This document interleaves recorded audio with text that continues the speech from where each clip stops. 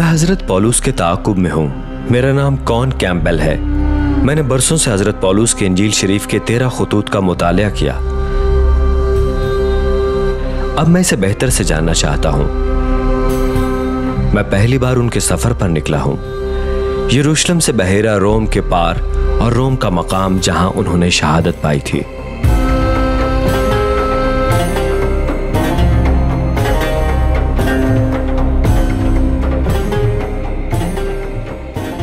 मैंने यूनान की कौमी लाइब्रेरी का दौरा करने को तरजीह दी। कितनी बड़ी जगह है और कुदरती रोशनी से भरी हुई है। सोचने के लिए एक बेहतरीन जगह और बहुत सी पुरानी किताबें हर जिल्द माजी की नस्लों की हिकमत का अंदेशा फराहम करती है। ख्यालात में ताकत होती है। हजरत पौलुस रसूल के 13 खुतूत में पेश करदा ख्यालात रोमी सल्तनत में नए कलीसियाओं की तश्कील के लिए बहुत अहम थे। और मैं यहां हजरत पौलुस की तहरीरों की कुछ कदीम कापियां देखने आया था। चुनाचे मैं नीचे तहखाने में बेनिशान दरवाजे की तरफ गया। हे डॉक्टर कैम्पबेल, कैसे हैं आप? तो ये जगह जहां पर काम होता है? जी हाँ, ये वही जगह है। दिन में 8 घंटे ये टीम इंजील शरीफ के 300 से ज़ायद कदीम नुस्खों की डिजिटल तौर पर फोटोग्राफी और आर्काइव करती है। प्रिंटिंग प्रेस की इजाद से पहले हर यूनानी मखतूता को हाथ से खत बखत कॉपी किया गया था। उनका मकसद यह है कि दुनिया में हाथ से लिखे गए हर यूनानी इंजील शरीफ के मखतूते को फोटोग्राफ करें। हेलो दोस्तों, कैसे हैं आप सब लोग? ठीक है। मैं कदीम यूनानी सिखाता हूं। अब मैं सदियों से हजरत पौलुस के असल यूनानी तहरीरों के बहुत करीब खड़ा हूं। दुनिया में अहदनामा कदीम के कितने मखतूतात होंगे? इस पूरी दुनिया में तकरीबन 5800 मखतूतात हैं, और ये सिर्फ यूनानी कितने के मखतूतात हैं। लातीनी जुबान और दीगर इब्तदाई जुबानों में सैकड़ों और हजारों हैं। यह नंबर हर वक्त बदलता रहता है। तो सिर्फ मकाम पर अमले की मदद से हमने मजीद 21 इंजील शरीफ के मखतूतात दरियाफ्त किए हैं। ये दूसरी कदीम दस्तावेजात के मुकाबले में कैसे खड़ा होता है? जी, तो ये इंजील शरीफ कदीम दुनिया में थोड़ी सी मुनफरिद है। ये चीज शाज़ो नादिर है कि कोई चीज पहली 4 सदियों से है, जबकि इंजील शरीफ के साथ कुछ इब्तदाई तहरीक के 150 से 200 साल बाद की है। तो आप ये कहना चाह रहे हैं कि असल दस्तावेजात और हम में, यानी कि उसके बाद आने वाली कॉपी में कितना फासला है? तो आपके कहने के मुताबिक वो तकरीबन 1000 साल का है, मगर जदीद अहदनामे में यह फासला काफ़ी थोड़ा है, यानी कि ये 100 से 120 साल तक तकरीबन इतना बनता है उन कॉपियों का जो कि आज हमारे पास है। जी, बहुत कम इस तरह के साथ कोई और तहरीरें हैं जिनकी जांच बहुत जल्दी की जाती है। मैं शुक्रगुजार था कि बहुत पहले हाथ से लिखे गए सहीफों को छूने की सआदत हासिल हुई। वो जनाब मसीह की कहानी सुनाते हैं जो कि इब्रानी रोमी दुनिया की हिकमत और फ़लसफ़े के बिल्कुल बरक्स थी।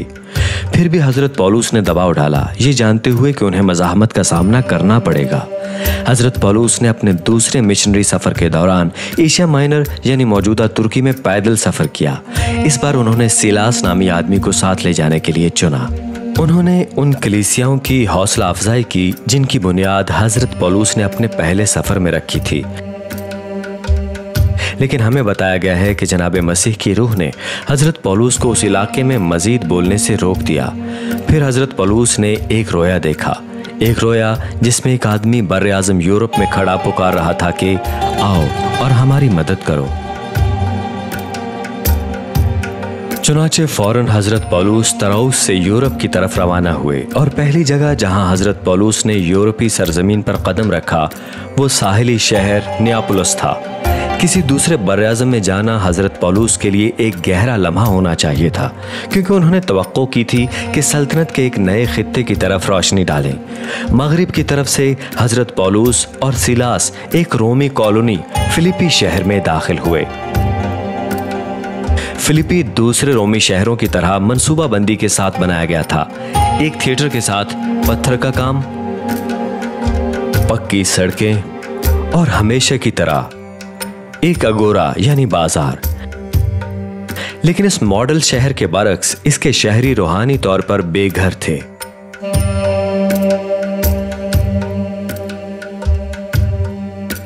फिलिपी में कुछ दिनों के बाद हजरत पौलुस और सिलास सबत के दिन दुआ के लिए करीबी नदी पर गए।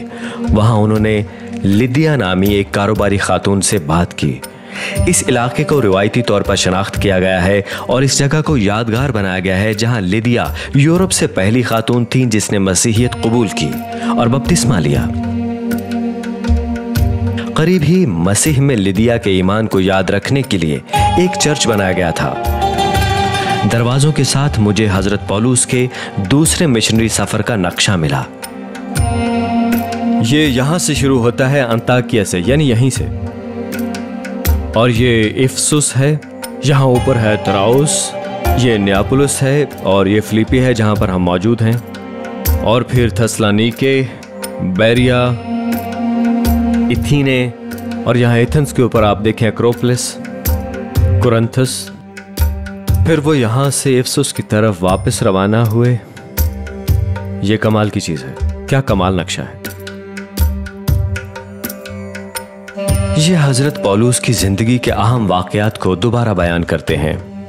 कुछ लोग मुश्किलात की पेशगोई करते हैं जो हजरत पौलुस जल्द ही फिलिपी में देखेंगे।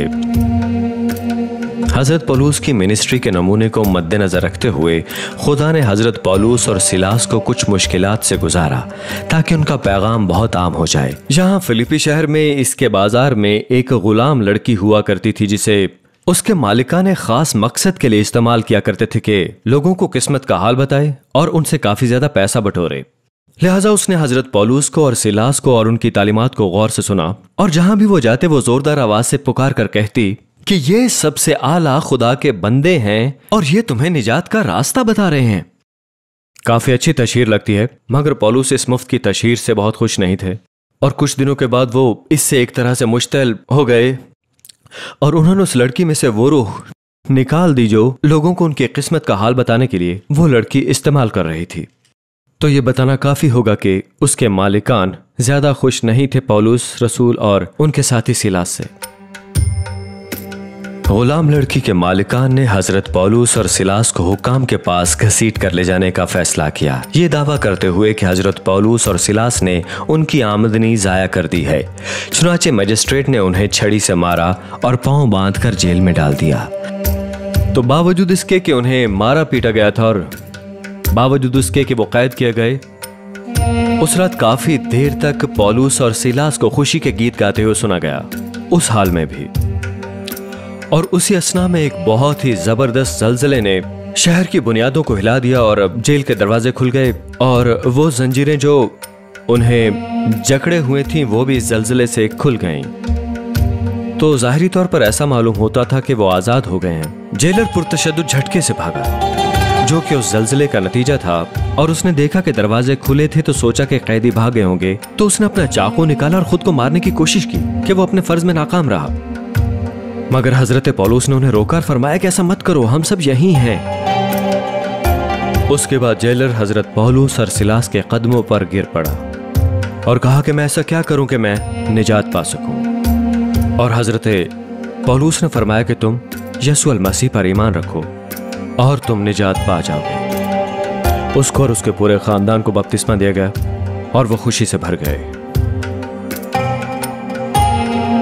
तनाज़ात और मसाइब के जरिए जनाब मसीह की कहानी मशहूर हुई, बुनियाद बनी और वक्त के साथ साथ बढ़ती गई। लेकिन मोमिनों की जिंदगी आसान ना होने वाली थी। हजरत पौलुस ने फिलिपियों को सालों बाद एक खूबसूरत खत लिखा जब वो रोम में कैद थे। और हालांकि वो कैद में थे और अपनी जिंदगी के इख्तिताम के करीब थे, उनका खत खुशी से भरा हुआ है, बल्कि ये उनके खुतूत में सबसे ज्यादा खुशी से लबरेज है। और हजरत पौलुस फरमा रहे हैं कि जनाब मसीह तकलीफ उठाते हैं और फिर उसकी हमद होती है। तकलीफ जलाल से पहले आती है और इससे हमें मदद मिलती है कि हम हजरत पौलुस की जिंदगी को समझ सकें। वो बहुत तकलीफ उठाते हैं, वो जानते हैं कि जलाल आएगा और वो उसे जनाब मसीह के साथ बांटेंगे, ये उनकी उम्मीद है। और यही फिलिपियों को उनकी हिदायत थी। खुदावंद में हर वक्त खुश रहो। मैं फिर कहता हूं कि खुश रहो। एक बड़ी रोमी सड़क को फॉलो करते हुए, जिसे विया नाटिया कहा जाता है, उन्होंने मगरिब में तकरीबन 95 मील या 150 किलोमीटर का सफर तय किया, यूनान के बंदरगाही शहर थस्सलुनीके तक, जिसका रकबा एथेंस के बाद सबसे ज्यादा था। आज थस्सलुनीके साहिल के साथ फैला हुआ है और एक नुमाया शहर है। जदीद इमारतें अब आसार कदीमा के मकामात को घेरे हुए हैं, जो हजरत पौलुस के ज़माने से मुंसलिक हैं। यहाँ थस्सलुनीके के मरकज में हम रोमी अगोरा यानी बाजार देखते हैं, जो हजरत पौलुस के ज़माने में था। यह बाजार वाकई अपनी मिसाल आप था और हजरत पौलुस थस्सलुनीके आए और 3 सबतों पर यहूदी इबादतगाह में तकरीर की और उनका इस्तकबाल दीदनी था। बहुत से लोगों ने उनके पैगाम पर यकीन किया, जिसमें यहूदी और गैर कौमें और बहुत सी नुमाया औरतें शामिल थीं। लेकिन कुछ यहूदी हसद का शिकार हो गए और उन्होंने एक मुहिम चलाई और फिर हंगामा आराई शुरू कर दी और वो यासून के घर गए, जहां हजरत पौलुस और सिलास ठहरे हुए थे। खैर, चूंकि वो हजरत पौलुस और सिलास को वहां से नहीं पकड़ सके, तो वो यासून को पकड़कर शहर के हुक्काम के पास ले गए और उन्होंने शहर के ओहदेदारों से शिकायत की कि इन दोनों ने शहर में बहुत बदअमनी फैलाई है। न सिर्फ ये, बल्कि वो जो तालीमात दे रहे थे वो शाह कैसर की खुल्लम खुल्ला मुखालफत थी। ये किसी और बादशाह को मानते हैं, यसू अल मसीह को। मजीद तनाजात से बचने के लिए हजरत पौलुस और सिलास उसी रात थस्सलुनीके से निकल गए, लेकिन हजरत पौलुस थस्सलुनीकियों को नहीं भूले थे। हजरत पौलुस ने 2 मरतबा उनके नाम खत लिखा। वो अपने आप को उनका रूहानी बाप बताते हैं। वो जनाब मसीह के नए पैरोकारों के तौर पर होने वाले जुल्म सितम के बारे में फिक्रमंद हैं। मुसीबत ज़दा लोगों को उम्मीद की ज़रूरत है। हजरत पौलुस ने उन्हें जनाब मसीह के वापस आने और तमाम चीज़ों को ठीक करने के वादे के बारे में बताया। हजरत पौलुस के अल्फाज मुझे चैलेंज करते हैं कि मैं बर्दाश्त करूं, कुर्बानी दूं, जनाब मसीह को जानूं और उनके जी उठने की ताकत को जानूं, जब तक जनाब मसीह वापस तशरीफ नहीं लाते। यूनानी सोच और हिकमत का दिल एथेंस में रहता था, जहां हजरत पौलुस एक संजीदा दानिशवराना चैलेंज का सामना करेंगे। आज एथेंस उन शहरों में से एक है जिनके माजी की अजमत अब भी उसकी कदीम इमारतों, यादगारों और मुजस्सिमों में नजर आती है। हिकमत और सीखने के मरकज के तौर पर इसकी कदीम शोहरत अब भी बाकी है, खास तौर पर अफलातून और सुकरात जैसे मशहूर फलसफियों की सोच में। फिर यकीनन एथेंस पर एक्रोपोलिस की चट्टान पहाड़ी का गलबा है, जो अपने फलसफियों और उसके खुदाओं की हिकमत की यादगार के तौर पर फख्र के साथ खड़ा है। हजरत पौलुस, सिलास और हजरत लूका से कबल तशरीफ लाए। जब हजरत पौलुस एथेंस पहुंचे तो वो खुदाओं से भरे इस शहर पर हैरान थे। कहा जाता था कि एथेंस में इंसान से ज्यादा खुदा को तलाश करना आसान है, और यहाँ उसकी वाज़े मिसाल ये एथिनान का मंदिर है, जो कि असल में मंदिर है देवी एथिना का। एथिना हिकमत की देवी थी। यहाँ हर चीज के लिए खुदा मौजूद था।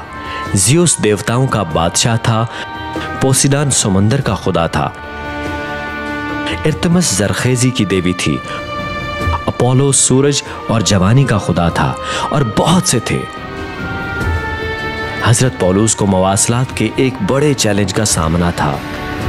तो हजरत पौलुस बहुत परेशान थे, क्योंकि यहाँ उन्होंने बहुत से नमाजियों को तो देखा, मगर सच्चाई को बहुत कम देखा। दर हकीकत उस वक्त एथेंस में वाहिद पौलुस रसूल वो आदमी थे जिन्होंने शायद यसुल मसीह का सुना था। उसके दुनिया के निजात दहिंदा होने को तो एक तरफ ही छोड़ दें। लिहाजा सच्चे खुदा से उनकी लाइल्मी से परेशान हजरत पौलुस ने इस बारे में कुछ करने का फैसला किया। जब हजरत पौलुस एथेंस में हजरत लूका और सिलास का साथ देने का इंतजार कर रहे थे, तो उन्होंने अपने दिन यहाँ इथनवी बाजार में गुजारे। एक बहुत बड़ा बाजार जो इस सिमत में तकरीबन 25 या इससे भी ज्यादा एकड़ों पर मुश्तमिल था, और वो अपना ज्यादातर वक्त यहाँ गुजारते थे बात करते हुए जनाबे मसीह के और उनके मुर्दों में से जी उठने के बारे में, यानी क़यामत के। उन्होंने कुछ यूनानी मुफक्करीन अबकोरी और सतोइकी से भी बातचीत की, जो उनकी बातों में दिलचस्पी रखते थे। कुछ ने महसूस किया कि वो किसी गैर मुल्की मजहब के बारे में बात कर रहे हैं, और बाकियों ने सोचा कि शायद वो बिल्कुल फजूल बात कर रहे हैं। लेकिन बाकी लोग बहुत ज्यादा दिलचस्पी ले रहे थे जो बात वो कर रहे थे, और वो और भी सुनना चाहते थे। और उन्होंने हजरत पौलुस को बाकायदा दावतनामा जारी किया कि वो उनसे अरियोपगस में खिताब करें, जो यहाँ से ज्यादा दूर नहीं। अरियोपगस एक छोटी सी चट्टान है जो एक्रोपोलिस के साए तले कायम थी। चट्टान की बुनियाद पर एक तख्ती आवेजा है जो हजरत पौलुस की तकरीर को जाहिर करती है, जैसा कि आमाल की किताब में दर्ज है। यह हज़रत पौलुस की सबसे मशहूर तकरीर का मकाम है और ये एक शानदार तकरीर है। ये दानिशमंदी से तैयार की गई है और एक चीज़ जो उसके बारे में अच्छी है वो ये है कि वो अपने ख़ास सामीन को मुखातिब करते हैं और हम ये नोट करते हैं कि ये उस तकरीर से बहुत मुख्तलिफ है जो वो यहूदी सामीन के लिए किया करते थे। ये इतने भी इब्रानी कलाम इलाही को नहीं जानते, वो इसराइल की तारीख के बारे में नहीं जानते और वो एक खुदा के बजाय मुतअद्दिद खुदाओं पर यकीन रखते हैं। चुनाचे जब हज़रत पौलुस उनसे मुखातिब होते हैं तो वहाँ इब्तिदा करते हैं जहाँ वो मौजूद हैं। यह अमाल की किताब के बाब 17 में मौजूद है। दर्ज है कि एथीने वालों, मैं देखता हूँ कि तुम हर बात में देवताओं के बड़े मानने वाले हो। चुनाचे मैंने सैर करते और तुम्हारे माबूदों पर गौर करते वक्त एक ऐसी कुर्बान गाह भी पाई जिस पर लिखा था कि ना मालूम खुदा के लिए, बस जिसको तुम बगैर मालूम किए पूछते हो, मैं तुमको उसी की खबर देता हूँ। जिस खुदा ने दुनिया और उसकी सब चीज़ों को पैदा किया वो आसमान और ज़मीन का मालिक होकर हाथ के बनाए हुए मंदिरों में नहीं रहता, ना किसी चीज़ का मोहताज होकर आदमियों के हाथों से खिदमत लेता है, क्योंकि वो तो खुद सबको ज़िंदगी और सांस और सब कुछ देता है और उसने एक ही असल से आदमियों की हर एक कौम तमाम रोए ज़मीन पर रहने के लिए पैदा की और उनकी मायादें और सुकूनत की हदें मुकर्रर की ताकि खुदा को ढूंढें, शायद के टटोल कर उसे पाएं, हर चंद वो हम में से किसी से दूर नहीं, क्योंकि उसी में हम जीते और चलते फिरते और मौजूद हैं। जैसा तुम्हारे शायरों में से भी बाज ने कहा है कि हम तो उसकी नस्ल भी हैं। ये मुर्दों में से जी उठने के जिक्र पर है कि कौंसिल के कुछ अरकान ने हंसना शुरू कर दिया इसके बारे में, पर दूसरों ने हज़रत पौलुस से इसके बारे में मजीद सुनना चाहा। दर हकीकत इस तकरीर के बाद पौलुस रसूल ने जनाब मसीह के कुछ पैरोकार जीत लिए, बशमूल एक दियोनीसियस जो कि एरियोपगस की कौंसिल का रुकन था और कई दूसरे लोग भी। और हज़रत पौलुस की तकरीर आज भी एथेंस में बहुत से लोगों को याद है।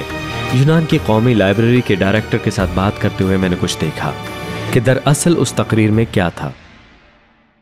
सबसे पहले हज़रत पौलुस ने अपनी तकारीरें यहीं पर की हैं। जी हाँ। बस यहाँ से तकरीबन 1 किलोमीटर से भी कम इलाका में नामालूम खुदा के एन सामने उसने बिरादरी को मसीहत के बारे बात करने पर राजी किया। क्या मुझे आप इस लाइब्रेरी के मकसद के बारे में बता सकते हैं?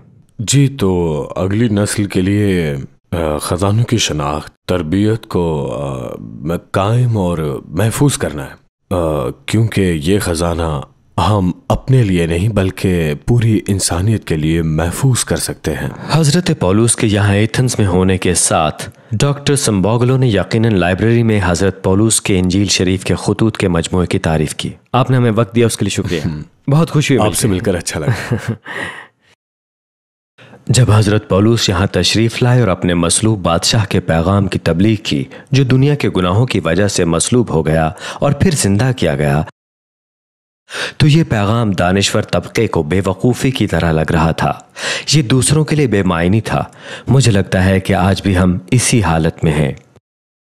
बहुत से दानिश्वरों को जनाब मसीह के जी उठने का पैगाम बेवकूफ़ाना या बेमायनी लगता है।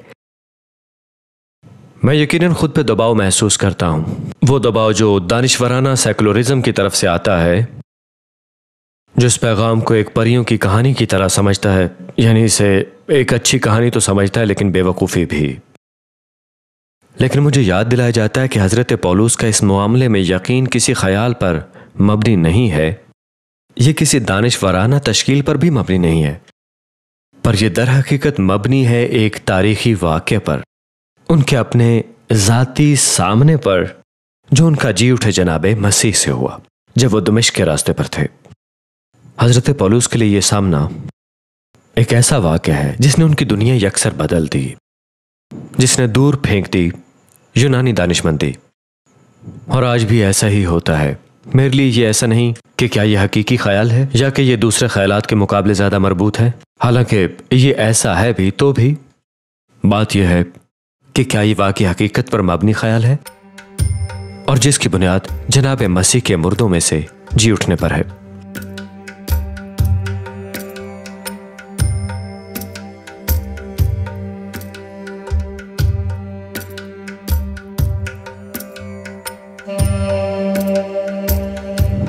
यह कदीम मुजस्समे बेजान है और बेशतर बेचेहरे के बगैर है।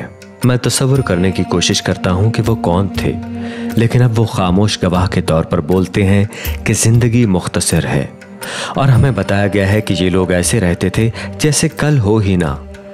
ये उनकी शोहरत थी। जब हजरत पौलुस ने जनूबी यूनान के बंदरगाही शहर कुरिन्थस का सफर किया, इसके बावजूद वो 1.5 साल तक वहां रहे और इस शहर में एक चर्च कायम करने में कामयाब रहे, जिसकी बहुत ज्यादा शोहरत थी।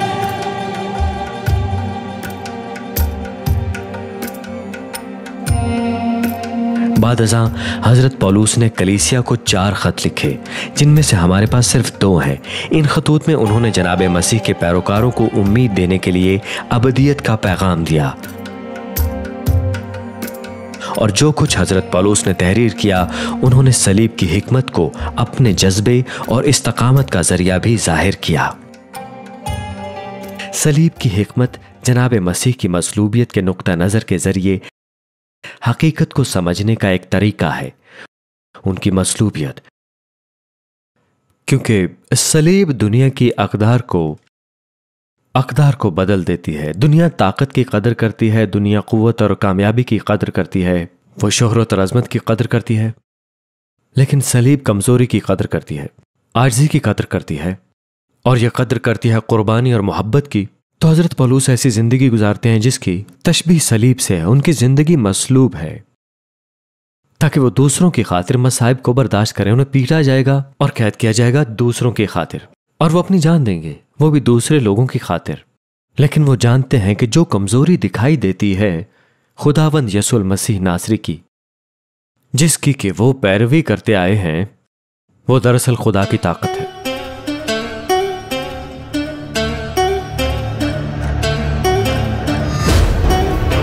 अगरचे खत का आगाज जनाब मसीह की मसलूबियत पर मरकूज है, लेकिन खत का इख्तिताम उनके जी उठने पर मबनी है।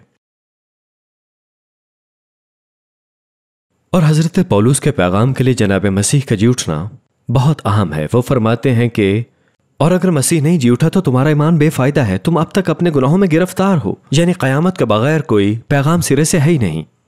और फिर हजरत पौलुस बाब के मरकज पर रोशनी डालते हैं, जो मेरे ख्याल में खत की मरकजी बात है, जब वो इस हकीकत पर गौर करते हैं कि जनाब मसीह पर ईमान रखने वालों को उनकी तरह का एक जी उठने वाला बदन मिलेगा। एक ऐसा बदन जो कि शानदार है, जो कि लाफानी है, जो हमेशा जिंदा रहेगा, जो मौत के ताबे नहीं होगा, जो कि सड़ने और बीमारी के ताबे नहीं होगा, और फिर कभी कोई गुनाह नहीं करेगा। और इसी तरह खत का अख्तिताम हजरत पौलुस रसूल ने फातिहाना अंदाज में किया, ऐ मौत तेरी फतह कहां रही, ऐ मौत तेरा डंक कहां रहा। और बिलाखिर जनाब मसीह की मौत और जी उठना यूनानी हिकमत पर फतह पाता है, क्योंकि ये इंसानियत के सबसे बड़े मसले मौत के लिए हमारा वाहिद जवाब पेश करता है।